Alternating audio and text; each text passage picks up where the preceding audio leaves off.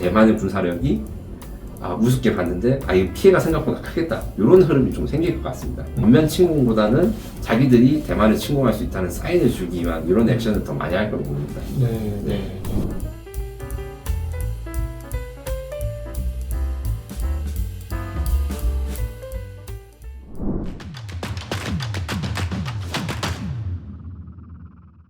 한국 방어력에 대한 이야기는 해봤고, 그러면은 우리가 이제 제일 얘기하던 중에 제일 역시나 민감한 거는 중국이 대만을 언제 때리는 거 아니냐. 이번에도 이제 대만 총통이 조금 강경한 사람, 중국 사람 입장에서 그런 분이 되니까 비행기 날리고 난리를 쳤어요. 네.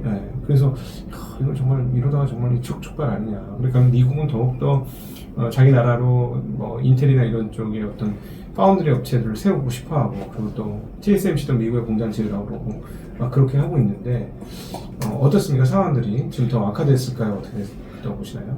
제가 주목하고 있는 거는 이 대만에 대해서 사실 미국이 한국과 달리 중국을 상대로 잘 방어를 하지 못할 거나 의심하는 기류가 있어요. 무슨 말이냐면, 대만에 이제 미사일이나 최신 무기를 갖다 줘도 그거 다 중국의 스파이들이 유출되는 거 아니야? 대만한테는 좋은 무기를 주면 안 되겠다, 이런 것들이 몇십 년 동안, 그러니까 중국과 미국이 국교 정상을 한 이후로 미국은 대만의 방위를 보호를 해주는데 좋은 무기들 안 주고, 줘도 몇십 년 기다리고 중국과 이야기를 해가지고 좀 톤을 조절한 게 있었는데, 요것 때문에 중국이 사실 좀 대만 침공에 자신감을 가진 게 사실이에요. 1급 장비들을 미국이 안 주고 있으니까.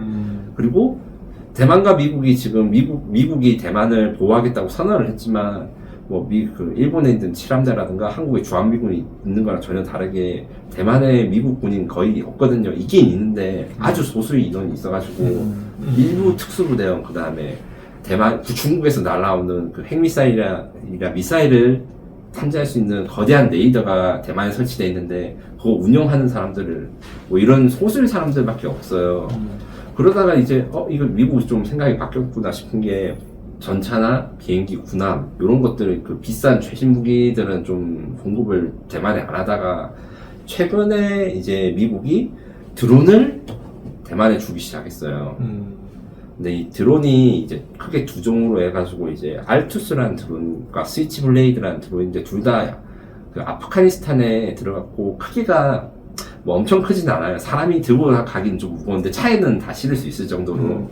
근데 이거를 1000기 가까이 팔았는데, 금액상으로는 아주 적은 금액이지만, 이제 드론 기술이 발달한 거를 미국도 좀 이용해서 대만을 방어하는데 드론을 좀 사용하고 이러면 중국의 대만 침공이 좀 더 어려워지겠구나, 이런 생각이 들었습니다. 왜냐면 이게 드론이 워낙 싸고 싼 데 비해서 가성비가 좋아가지고, 바다를 건너오는 중국이 대만을 침공하려면 200km의 바다를 건너오는 상황에서 무슨 일이 벌어질지가 사실은 대만 침공의 모든 것을 결정하는데, 지금까지는 이제 대만이 잠수함을 만들거나 미사일을 만들거나 했는데 다들 좀 비싼 거였어요. 지금 대만이 이제 국산 잠수함을 얼마 전에 최초로 만들긴 했는데, 이게 가격대 성능이 아주 꽝입니다. 왜냐면 우리나라처럼 조선 기술이 발달한 것도 아니고, 그 다음에 미국이 전면적으로 대놓고 이제 잠수함 기술을 대만에 이전할 수가 없어가지고 좀 우회적으로 가르치고 이러니까, 이 가격은 엄청 비싼데 성능은 낮아서 중국의 군사 전문가들이 이거 별거 아니라 하면서 애써 무시해도 되는 거였거든요. 다만 이런 자폭 드론이라든가 최신형 드론들을 미국이 대만에 판매하는 걸 보고, 좀 가성비 넘치는 무기로 중국의 침공을 방어할 수 있으면, 중국이 이거는 아까 제가 말한 대차대조표 있잖아요. 대만의 군사력이 우습게 봤는데 이 피해가 생각보다 크겠다, 이런 흐름이 좀 생길 것 같습니다. 또한 TSMC나 이런 거 이야기를 할 때, 이것도 군사 쪽이랑 가까울 수도 있고 멀 수도 있는데, 지금 미국에서 지금 AI나 LLM 열풍이 있는 거, 군사적으로도 활용을 해야 되는데, 중국도 그 생각을 하고 있거든요. 문제가 군사용이든 민수용이든 LLM이라든가 이런 AI를 할 때 그래픽 카드가 필요하고, 엔비디아에서 설계하고 TSMC가 설계한 GPU가 여전히 대안들이 많이 연구되지만 거기 성능이 최고로 치잖아요. 그걸 생각하면 중국 입장에서는 대만을 잿더미로 만들어 보는 게 아니라, 대만의 그런 반도체 자산이나 이런 것을 온전히 인수를 하고, 대만이 이제 자살하는 심정으로 그들이 스스로 그런 걸 파괴하지 않도록 말리기도 해야 되고 네. 자기들도 거기 공격은 자제하면서 대만을 먹어야 되는 게 네. 아주 힘든 미션이 된 거죠. 그래서 저는 이제 대만의 침공 가능성과 이런 건 또 중국 내부의 그 반도체 산업 이런 기술이나 AI 기술이 과연 이런 단계에 대만한테 의존할 수밖에 없는 AI 기술이나 이런 게 네. 그런 거를 좀 연관이 있다고 생각합니다. 네. 예. 그러면 이제 뭐 우리가 이게 계속 이제 대만과 중국의 일촉즉발 상황 아니냐 했는데 과거보다 대체로도 안 좋아졌다. 군사적으로 봤을 때는. 네. 그래서 2027년 중국이 대만 침공하던 그런 대만 침공은 미국 싱크탱크나 아니면 미국 군인들 사이에 있었는데 저는 그렇게 하기보다는 좀 북한식으로 북한은 이제 한국한테 똥풍선을 날리고 중국은 그게 좀 더 머니까 군사적 시위를 하거든요. 네. 뭐 대만의 영해나 이런 공해상에다가 중국이 미사일을 쏴가지고 거기로 이제 대만이 민항기나 배가 날아가지 못하게 방해를 하거나 이런 좀 치졸한 군사작전이 이렇게 하는 게 있는데 전면 침공보다는 자기들이 대만을 침공할 수 있다는 사인을 주기 위한 이런 액션을 더 많이 할 거로 보입니다. 네. 자, 그러면 이제 아시아권 넘어서 아까 잠깐 얘기했었던 2년이나 지났음에도 끝나지 않은 이 우크라이나와 러시아의 전쟁에 대한 이야기를 한번 해보면 좋겠습니다. 도대체 이게 언제 끝날 것 같습니까? 최근에도 지금 이제 팽팽하게 싸우고 있다가 최근에 그 우크라이나 전쟁의 흐름은 미국의 지원이 마지막으로 온다. 그 지원을 최대한 막자. 요런 게 좀 중요해지고 있어가지고 무슨 말이라고 하면 그 미국이 바이든이 이제 고생해서 지원 법안을 다시 통과시켜서 그동안 좀 끊겼던 우크라이나에 대한 지원이 다시 오게 되는데 러시아는 지원이 오면 다시 이제 역전을 못하니까 그 사이에 우크라이나군의 역량을 부수자하면서 치열하게 싸움 중입니다. 가장 최근 그러니까 어제나 이번 주 기준으로 해서 러시아가 정말 집중하고 있는 군사작전이 우크라이나의 공군기지를 공격하는 거예요. 이게 왜 그러냐면 원래 이제 미국이 계속 이제 우크라이나에 지원을 할 때 최신 무기라든가 좀 더 이제 확전이 우려된 무기들을 공급하지 않다가 이번에 곧 들어오게 될 게 F-16 전투기를 우크라이나에 주자. 그래서 지금 조종사들이 유럽 각지에서 훈련을 받고 올해 안에는 확실히 그러니까 빠르면 가을쯤에는 그 F-16 전투기를 우크라이나한테 줄 수 있게 되는데 그렇게 되면 우크라이나군은 이제 제공권을 확보하는 것은 물론 지금 러시아가 점령했던 그 옛날 우크라이나 영토의 그 깊숙한 곳까지 공격을 가능하게 됐고 이게 지금 드론 공격하는 것보다 훨씬 더 심해진다. 드론이 요새 우크라이나전에서 지금 앞서도 중요하다고 말했지만 근본적인 한계로는 너무 가벼워요. 일반적인 드론 공격이나 이런 건 폭약이 20kg. 공군은 이제 전투 공격을 할 때 1톤짜리 폭탄 2발에서 4발, 4톤에서 4톤, 3톤 이렇게 폭격을 하니까 뭐 10배에서 100배 이상 그 공격의 폭격의 양이 차이가 나거든요. 드론과 비교했을 때. 네. 그런 거 그래서 러시아는 F-16이 들어오기 전에 우크라이나 군에 쓸 수 있는 비행장을 파괴하자면서 비행장을 공격하는 메타랑 비행장을 공격하려는 러시아군, 비행장을 방어하려는 우크라이나군이 아주 치열하게 싸우고 있습니다. 이런 결국에는 치열하게 싸운다는 거는 승자를 잡기 어렵다. 그리고 이 상황이 되면 F-16이든 이제 새로운 무자가 오든 다소간의 우크라이나군이 그 우위를 잡게 되겠지만 그 우위가 장기적으로 안 갈 수도 있다. 결국 또 지리한 이 참호전이 돼서 3년차를 맞을 수 있지 않을까 이렇게 대부분 생각을 하고 있습니다.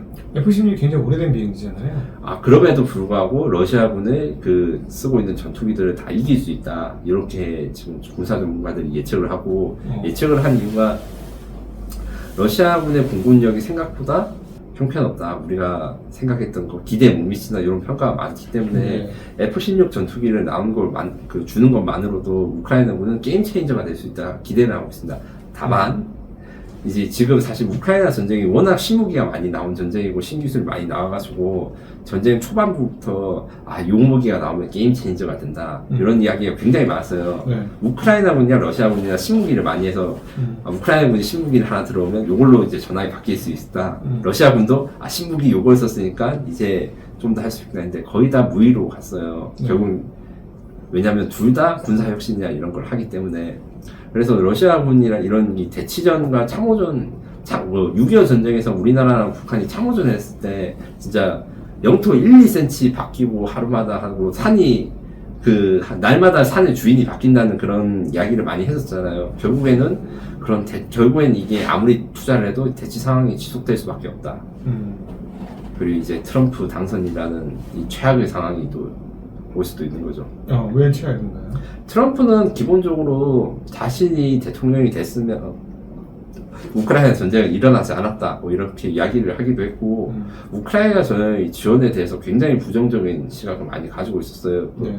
러시아의 푸틴과 친밀감을 가지고 있는 개인적인 이유도 있는데 이게 단순히 트럼프 개인의 호흡뿐만 아니라 우크라이나 전의 그 지원 법안에 대한 반대하는 그 공화당 쪽이 상당히 있기 때문에 미국이 다시 고립주의로 가면 우크라이나가 미국한테 해줄 수 있는 게 지금 현재 없으니까 미국 그 트럼프 정부 입장에서는 손익 계산이 안 된다. 그리고 유럽의 방위는 유럽 스스로가 해라. 이런 게 실제로 완전 이제 우크라이나에 손을 떼진 않더라도 이런 독트린만 내준다고 하면 우크라이나 국민들 입장에서 얼마나 불안하고 이게 우크라이나도 민주국가인데 전쟁 수행을 해야 된다거나 이런 여론에 영향을 줄 수밖에 없는 거죠. 네.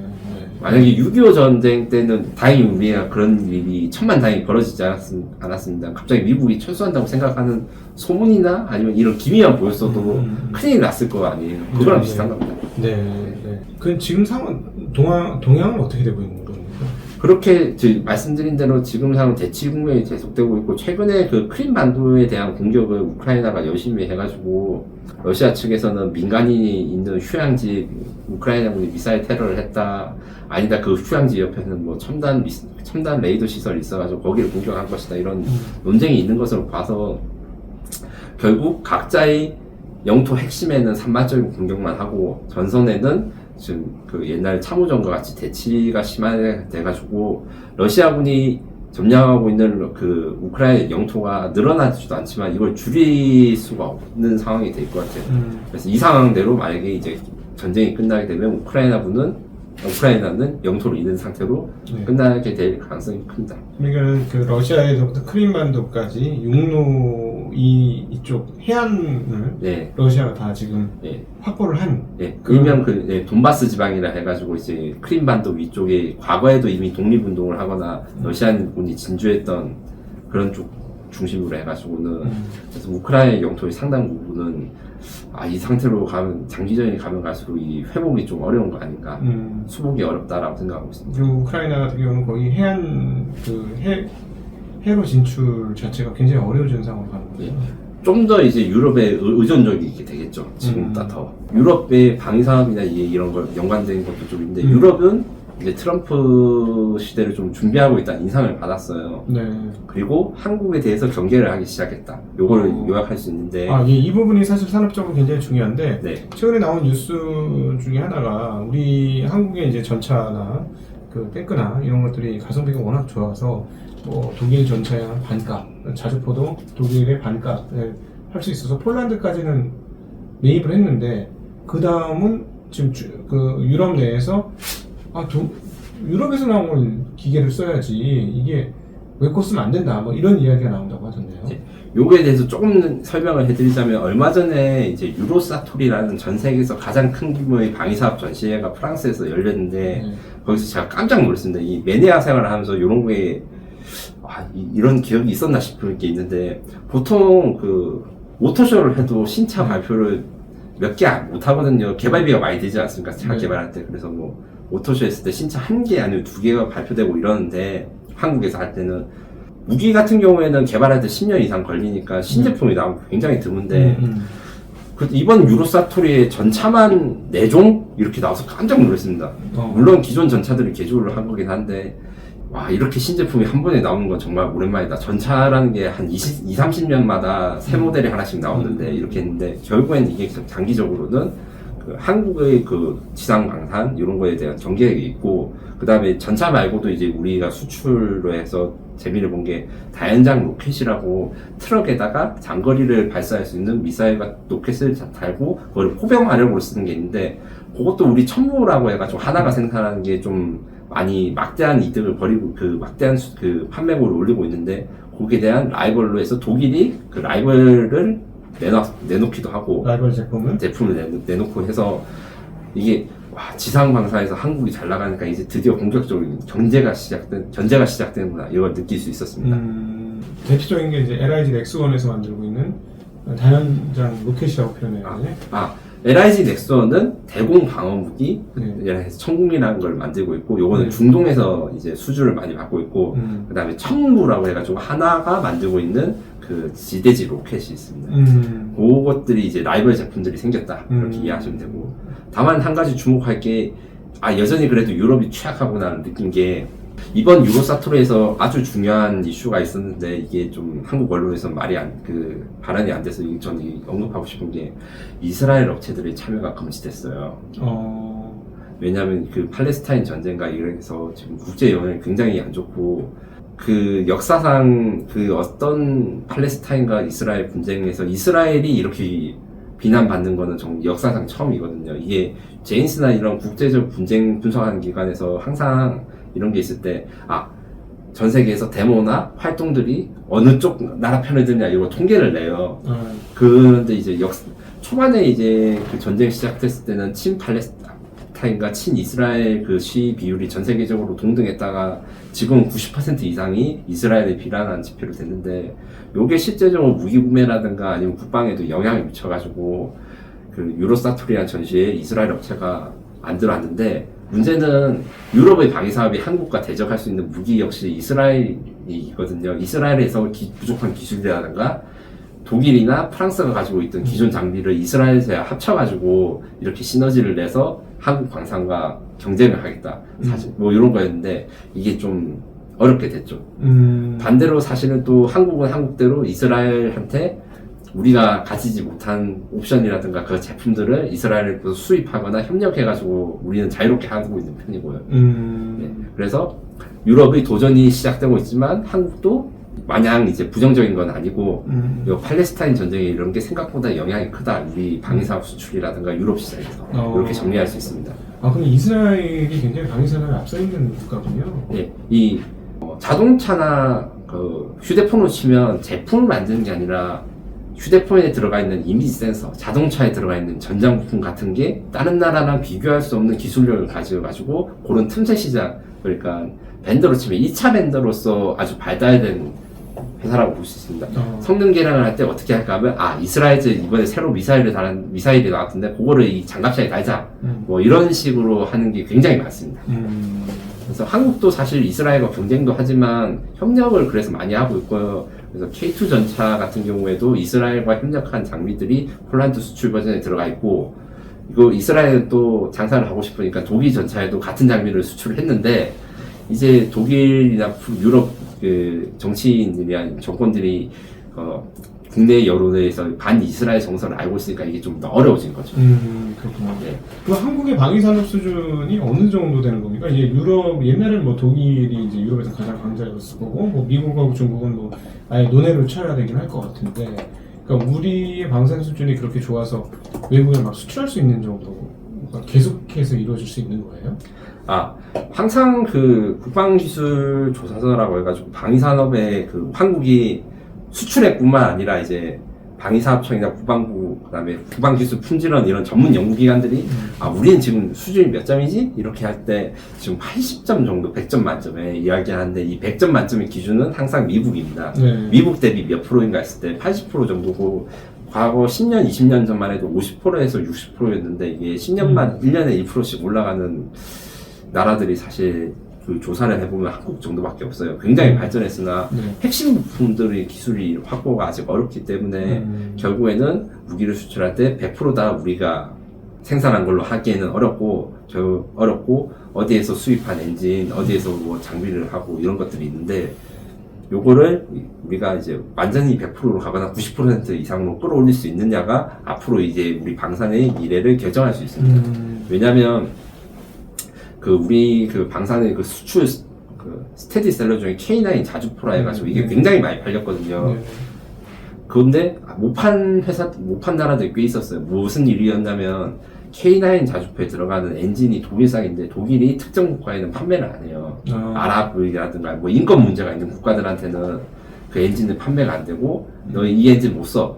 그래 이런 거에 대한 수출 협의가 안 되면 이제 한국이 이제 국내 기술로 대체품을 만들고 이걸 국산화 개발이라고 하는데 이런 국산화 개발을 굉장히 열심히 하고 있고 앞으로도 열심히 해야 됩니다. 네. 네. 뭐 전혀 그럴 기미가 없어 보이긴 하지만 우리는 항상 좀 가장 걱정되는 국가는 바로 이웃에 있는 일본이잖아요. 네. 네. 일본의 군사력하고 한국의 군사력은 비교가 어떨까요? 공군력 측면에 있어가지고 여전히 공군과 해군, 육군 이렇게 보실 때 육군은 이제 한국이 일방적으로 우세하지만 한국이 일방적으로 유세하다 해가지고 바다를 건너서 가려면 공군력과 해군력이 있어야 되고 해군력이 여전히 일본이 한국보다 2배 규모인 거 맞고 공군도 한 130, 120%입니다. 특히 스텔스 전투기가 이제 현대 공군력에서 중요한데 한국은 이제 60대, 일본은 100에서 130대를 만들고 있어서 2대1 상황이고 이지스함도 아까 전에 말씀드렸을 때 이제 4대8에서 4대10 정도 이렇게 돼서 열세이긴 한데 문제는 이런 전략 열세 말고도 지금 현재 상태 말고도 앞으로 어떻게 그 두 나라 간의 격차가 줄어들 것인가 했을 때 지금 한국보다 일본이 더 큰일 난 게 있습니다. 네. 환율 문제가 있어가지고 일본의 지금 방위 장비청이나 그 일본의 기시다 총리 그 다음에 자민당 정권이 약속했던 게 방위비 3배 증가 10년 안에 이렇게 해서 작년 기준으로 한국의 군사비 지출과 일본 군사비 지출이 그랜드 크로스를 이뤘어요. 무슨 말이죠? 뭐 당연히 일본이 많지 않았을까요? 올해가 처음으로 한국이 거의 이제 역전을 하거나 동등해진 첫 해인데 그러니까 항상 일본의 지출이 더 많았는데 군사비 지출이 올해 한국의 군사비 지출이 일본을 뛰어넘었다. 네, 동등한 거의 수준으로 딱 이렇게 그랜드 크로스를 이뤘는데 네. 요게 이제 작년부터 일본이 이렇게 하면 안 되겠다 싶어서 지금까지 이제 GDP 1% 수준으로 이하로 낮췄던 이제 국방비를 3배로 올리겠다고 선언을 했어요. 그리고 선언을 한 다음에 환율이 지금 나락을 가서 그 일본 총무성이 우리가 미국산 무기를 몇십 조원씩 사기로 했는데 거의 수량을 30%씩 다 줄여야 된다. 큰일 났다 이런 내용이 나왔어요. 일단 이 이슈가 하나 있고 그렇다 해가지고 일본이 미국산 무기를 수입 안 하고 국내에서 단단하기에는 그 문제가 하나 있는 게 환율이 낮아지면 원래 수출이 당연히 좋아져야 되잖아요. 당연한 원리로. 근데 한국 방산과 달리 일본의 방산 수출은 지금까지도 거의 이루어지지 않은 거나 마찬가지다. 물론 몇 개 사례가 됐는데 필리핀에 레이더를 주거나 이런 것도 있는데 이게 거의 무상으로 주거나 싸게 준 거고 우리나라 한국처럼 몇 조짜리 사업, 몇십 조짜리 사업에서 이겨가지고 방산 수출국으로 달라면 어렵다.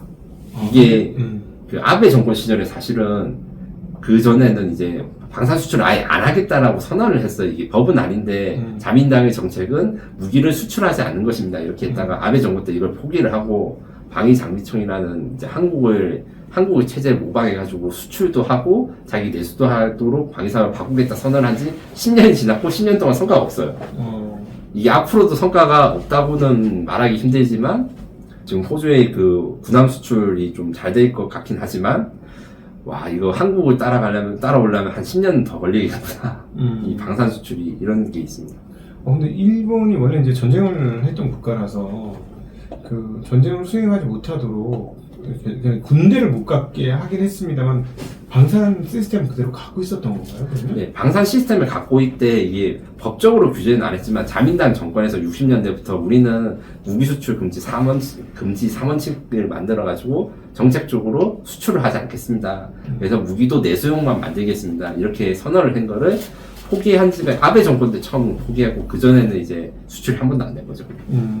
그리고 아베 정권 이후에는 수출을 이제 법적은 아니고 그 자민당이 정책적으로 수출 추진을 했는데 이게 수십 년 동안 갈라파고스가 되고 기본적으로 한국 방위 사업이 생존과 이제 먹고 살기 위해서 정말 열심히 영업과 그다음 고객 만족을 위해서 노력한 데 비해서 일본은 방위 산업은 기술력 자체는 높은데 업체가 갑질을 했다 이렇게 표현하는 게 맞을 것 같아요. 단가 절감에 대한 노력이라든가 QC에 대한 노력, 그 다음에 고객이 원하는 무기를 맞춰서 생산하는 능력 이런 게 대단히 부족했습니다. 그거를 이제 아직도 고쳐 나가는 단계라서 일본 방산이 어떤 전문가들은 금방 한국을 따라잡고 한국이 이제 수출하는 무기를 다 일본산 무기가 대체될 것이다 말하는 분도 있는데 제가 보기에는 그 마인드랑 그 다음에 PM 그 프로젝트 매니징 능력이 정말 뭐 제품을 만들 때 중요하거든요. 그 점에서는 멀었다. 기술력이 한국보다 유사하거나 더 좋을지 몰라도 그렇게 했습니다.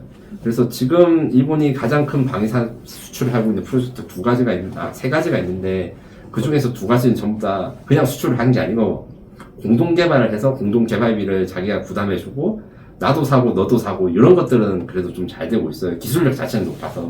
그래서 영국, 이탈리아랑 함께 6세대 전투기라는 걸 만들고 있고 GCAP라고 그 다음에 이제 미국과는 미사일 방어에서 협력을 해가지고 뭐 극초음속 미사일을 맞거나 차세대 미사일 방어 시스템을 만드는데 요거 같은 경우에는 돈이 많이 남거나 이익 성장을 한다고 보기 힘든 게 물론 매출액은 많이 높일 수 있지만 이게 단순히 공동 개발이니까 그 이익도 나눠가지고 개발비도 부담도 같이 하는 거라서 한국이 지금 방산 잘 나가는 거랑 좀 다릅니다.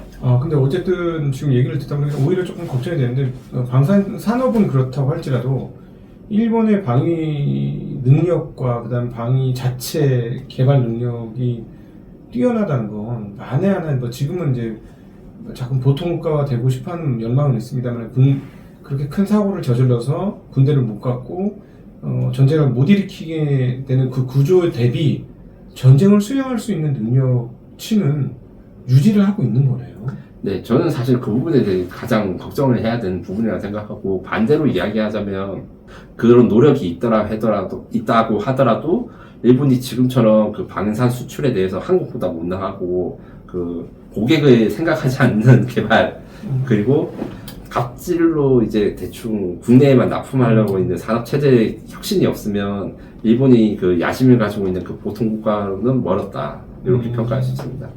결국 장사를 잘해야지 모든 게 다 현대사회에서는 통하는 거고 대한민국 방위산업도 물론 과거에는 경쟁력이 낮고 이랬었지만 환경이 너무 어려우니까 살아남기 위한 세이즈 전략, 그 다음에 고객의 니즈나 이런 걸 맞추기 위한 여러 가지 체제들이 굉장히 많이 연구해서 지금 성공이 됐거든요. 이거를 일본이 만약에 따라하게 된다면 그때부터 정말 무서워지게 되는 거죠. 어쨌든 미국을 침공한 나라임에도 불구하고 미국으로부터 방위 시스템 받은 거잖아요. 맞습니다. 네. 그리고 항상 이제 한국과 일본을 비교했을 때 일본한테 좀 더 좋은 규정, 좀 더 좋은 기술, 좀 더 많은 공유를 해주고 우주 산업부터 시작해가지고 원자력 부분에 있어서도 한국보다 일본한테 허용해주거나 도와준 것들이 더 많습니다. 네. 그러니까는 그 미국의 아시아 태평양 전략은 일본을 중점으로 해가지고 이루어지는 것이다. 네, 맞습니다. 네.